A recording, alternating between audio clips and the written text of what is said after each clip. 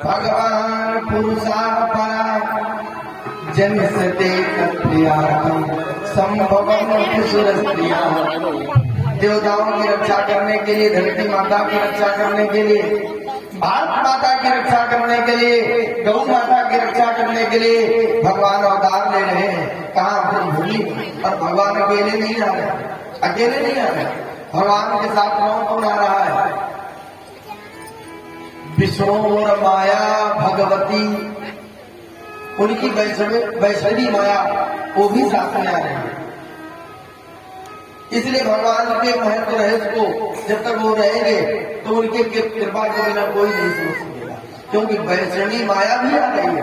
विष्णु और माया भगवती यया सम्मोहितम जगत, जिससे सारा संसार मोहित हो गया।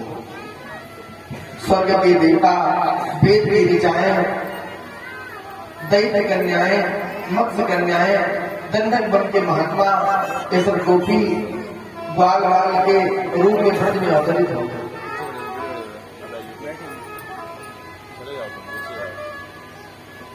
राजा निराजकरण सहज ने देखा, एक दिन अपनी बहन देवकी को, अरे इसका भी विवाह नहीं हुआ, बहुत इससे प्रेम है, अब इसका विवाह हम अपने स्तर से करेंगे। वो चाचा जी ने और पिताजी ने किए, पर इसका विवाह हम कराएंगे। तो देवकी का विवाह वसुदेव जी से निश्चित कर दिया। यद्यपि वसुदेव जी के एक दो पत्नियां नहीं है, भागवत में लिखा, ध्यान देना विद्वान तुलका होगा, पौरवी, रोहिणी, भद्रा, मदिरा, लोचना, इला, ये 6 पत्नियां वसुदेव जी की पहले से थी। अब 7वां विवाह कर रहे, बोलो ये बेईमानी है कि नहीं? ये तो बेईमानी है कि एक पत्नी के होते हुए दूसरी पत्नी को घर में ले आना, किसी पत्नी के लिए सौत नहीं है मौत को लाना। खैर, ये आप विधि का विधान, ये ईश्वरी प्रेरणा, ईश्वरी इच्छा। महाराज वसुदेव जी बारात लेकर के आए, कंस ने देवक से कहा, बताओ क्या दान करोगे? अभी तक आप लोगों ने विवाह किया, ये कंस करता है, तुम्हारा भतीजा देखो। तो देवक ने जो जो बताया कंस ने तो उपलब्ध करा दिया। दहेज चतुर्शतम पारिभवम गजानाम हेम मालिना, 480 दिए, अष्टानाम ऐकंसार्धम रथानाम त्रिभक्षतम, और 1800 रथ दिए, साथ में 200 दासियां दी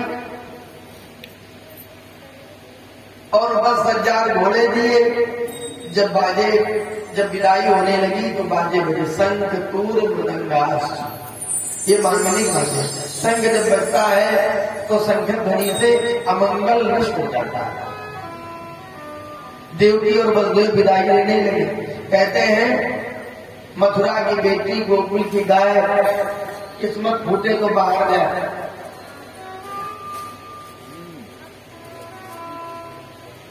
देवकी वसुदेव बैठे थे, आज सब विदाई दे रहे थे नवानों से। माताएं रो रही थी, जो माताओं के समकक्ष थी वो भी रो रही थी। जब कोई बेटी विदा होती है तो माँ तो कई दिन पहले से रोने लगती है। बेटी बड़ी होती है, पिता को यही नहीं लगता कि बिटिया बड़ी हो, लेकिन माँ को बेटी बड़ी होती है तो पिता माँ को चिंता भी बड़ी होने लगती है। तुम्हें चिंता नहीं, बिटिया सयानी हो, कुछ जोड़ के नहीं रखा।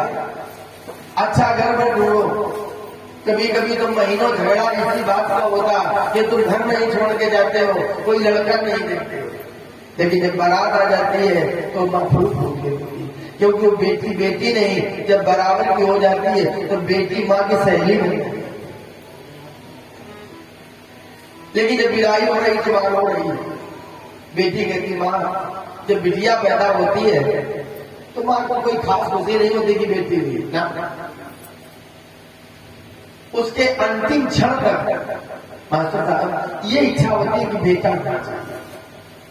लेकिन हमारी देवियों में, बेटियों में बड़ा अच्छा प्रेम होता है, बहुत अच्छा भाव होता है। उस प्रेम और संस्कार से पूरे घर को क्या, पूरे समाज को अपना बना देती। ये शक्ति, ये हृदय पुरुषों में नहीं होता, विचार करना। बेटी 22 साल 24 साल तक घर में रहती है, उसको सब अपना लगता कि नहीं, ये हमारा घर, ये हमारा भाई, ये हमारे पिताजी, ये हमारी माँ। लेकिन जब विवाह होता है, वही माँ करती है, वही पिता, खुद का पिता, खुद की माँ, जिसे बिटिया वैसा बड़ा समझती है, क्या कहती है, बेटा आज से वही ससुराल तुम्हारा घर है और वही तुम्हारे माँ बाप है। अब विचार करना, जब आप लोग ये शिक्षा देते हैं, ये क्या देती होगी, याद रखना, आज से वही तुम्हारा घर, वही ससुराल ही तुम्हारा घर, वही तुम्हारे माँ बाप। तो बेटी को लगता है क्या जिसे मैं अपना समझती थी ये अपने नहीं हो गया। 22 साल 24 साल तक जो सब अपना, एक पल में सब पराये हो जाते हैं।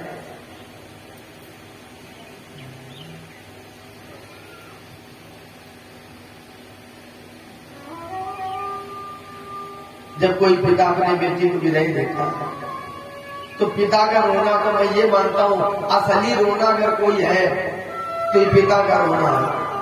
आप कहेंगे क्यों? आप पुरुष हो इसलिए पुरुषों की महिमा गा रहे हो, नहीं। आप भी बेटी हो, आप भी माँ हो, आप भी बहन हो।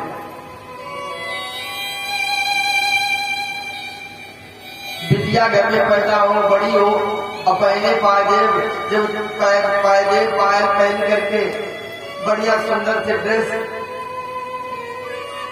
पहन के आंगन में चलती है, बांध के झूला झम झम करती है, तो ऐसा लगता घर में गर्म गा रहा है। और बिटिया कब बड़ी हो गई, बाप को बिटिया कभी बड़ी लगती नहीं साहब। पर मेरा एक अनुभव मैं बताऊं कि जो सम्मान बेटी अपने पिता को देती है, हम बहुओं की बुराई नहीं कर रहे हैं, जब बहुएं सोचे पंडित जी बुराई कर रहे हैं। बहू कभी नहीं कर सकती, पत्नी कभी नहीं कर सकती, कोई नहीं कर सकता। आप ड्यूटी करके आओ, मास्टर साहब ने हो दिया होगा, गाड़ी की आवाज सुनाई पड़े, साइकिल की खटक सुनाई पड़े, बिटिया तत्काल टाइम देखती, पापा आ गए, दरवाजे तोड़ के कौन जाता? लड़का नहीं जाएगा, बिटिया दौड़ के जाएगी, साइकिल पकड़ेगी बाबूजी की, दरवाजा खोलेगी, जल्दी से पानी ताजा ले आएगी। पत्नी देख बारे नहीं कर सकती है, हम थोड़ा बिजी है, तुम पानी भाग ले लो। बिटिया काम रो देगी, पापा ना ताजा वाला पानी ला रही। कभी कभी छोटी सी कुड़ी आप दरवाजे पर आओ, दरवाजा खोल के छिप जाती है, पिताजी के पापा के गले से लग जाती है, गले और गोद में रहते रहते 22 साल की हो गई, बाप जाने ही नहीं पाया, बिटिया बड़ी हो गई, आगे से आगे सेवा करती है। लेकिन हम लोग हैं बेटियों के साथ वो व्यवहार नहीं करते, हम लोग खाई रखते। अगर बेटी के विवाह में 10-20 लाख खर्च कर दिए तो हम ये मानो बताना चाहते हैं कि बहुत दे दिया, कुछ नहीं दिया। वो बेटी भी तुम्हारी है, अगर बेटा तुम्हारा तो बेटी तुम्हारी नहीं है, सोचो जरा। और आप कल्पना करना, गर्भपात बेटों के नहीं होते, गर्भपात अगर पता चल गया बेटी है तो बेटियों की है। एक बेटी को मरा रही है, कत्लेआम करा रही है।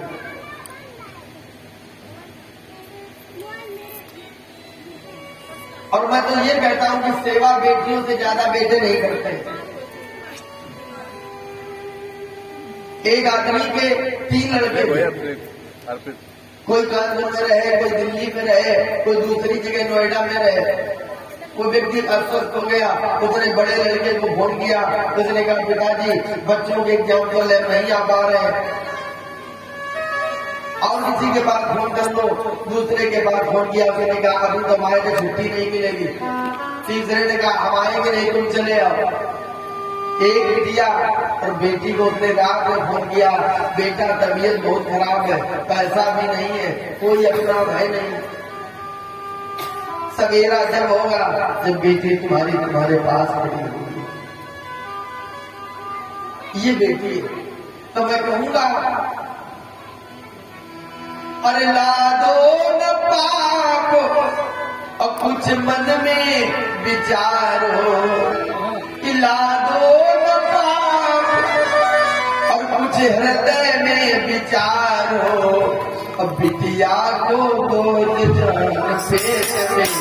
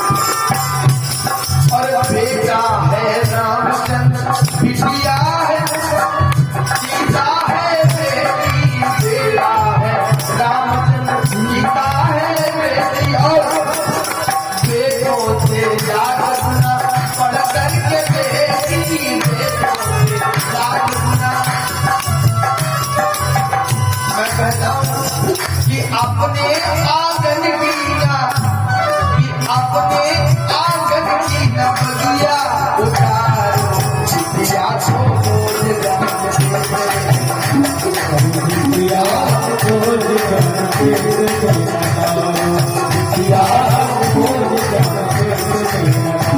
इसलिए जितनी बहनें बैठी है, मैं आपको संकल्प दिला रहा हूँ, कभी की गर्भपात के लिए अल्ट्रासाउंड मत कराना। ला दो ना पाप कुछ हृदय में विचारो, बिटिया को बोल जान बिटिया को बोल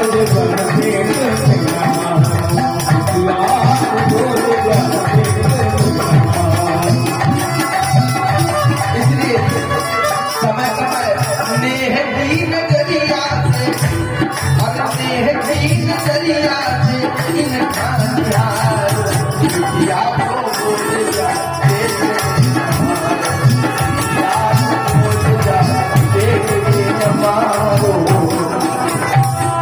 कंस का भी हृदय पिघल गया। आज देवकी के विदाई पर रथ पर बैठकर विदाई देने लगा। आकाश वाणी हुई, पति प्रहीणम कंस आभास्याह शरीरगा अस्याम अर्थमोगर्भो हंतायाम वैसे गुना।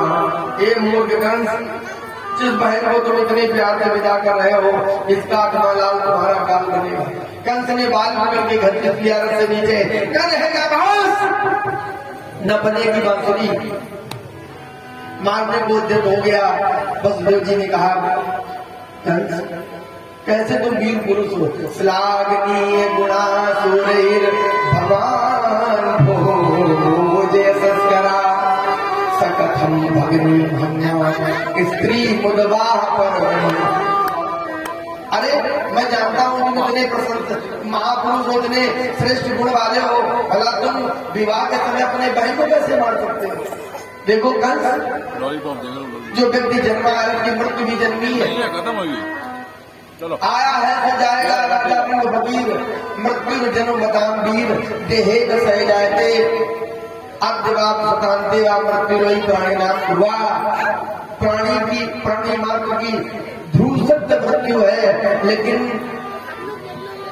मृत्यु से डरना नहीं चाहिए। डर गया तो मर गया। इसलिए मैं चाहता हूँ ये छोटी बहन बेटी के तुलना में होती है।